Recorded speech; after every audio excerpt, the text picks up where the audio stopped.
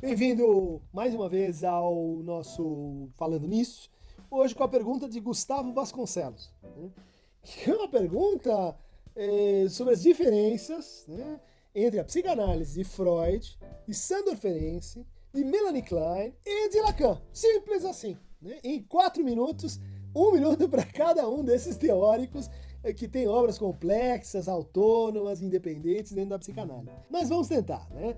E vamos começar com Freud, que foi o criador da psicanálise, aquele que propôs o conceito de inconsciente, o conceito de pulsão, o conceito de recalque, que formulou um modelo de tratamento das neuroses e que inaugurou essa experiência nova chamada psicanálise.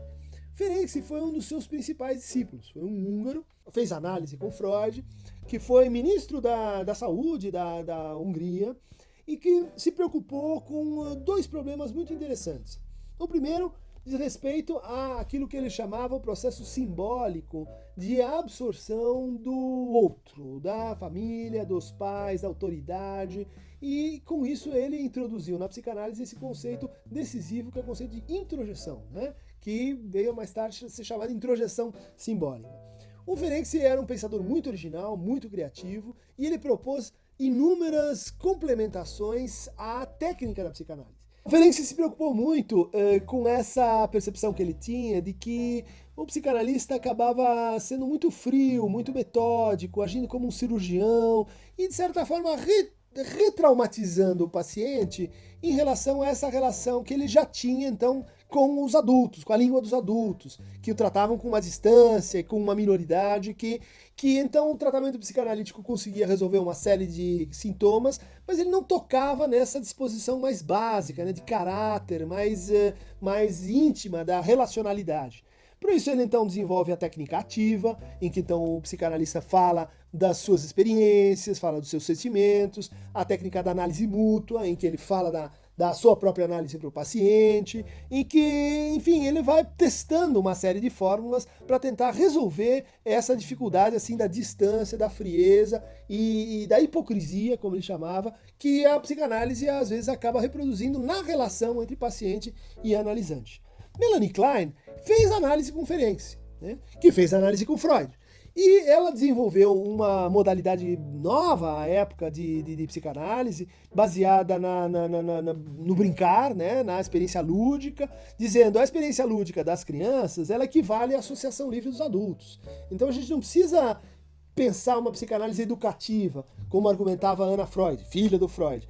A Melanie Klein dizia não, o próprio brincar, ele já é a expressão das fantasias, ele já pode ser interpretado como são interpretáveis as formulações linguísticas dos pacientes adultos. Então ela é inventora da ludoterapia, ela é inventora de duas posições fundamentais, né, para a gente entender as relações humanas, que é a posição esquizoparanoide, né, quebrar, separar e colocar o que está mal para fora e ficar com o que é bom. E daí se sentir perseguido com esse mal que você projetou. E a posição depressiva, que é a solução para isso quando você integra o objeto, você integra o seio bom e o seio mal, ou seja, o outro naquilo que ele tem de idealizado e naquilo que ele tem de aversivo e agressivo. Então Melanie Klein é uma grande intérprete da pulsão de morte em Freud. Era um conceito que não se sabia direito o que fazer com ele e que ela traduziu muito bem ao pensar todo o conjunto de fantasias agressivas, destrutivas, que acometem a criança desde muito cedo, muito antes do que o Freud tinha descrito com o complexo de Édipo. Lacan é um pensador que vem depois de Melanie Klein, depois de Ferenczi, ele é de uma outra geração e, de certa forma, ele acompanha essas discussões todas e promove uma espécie assim de reinvenção da psicanálise.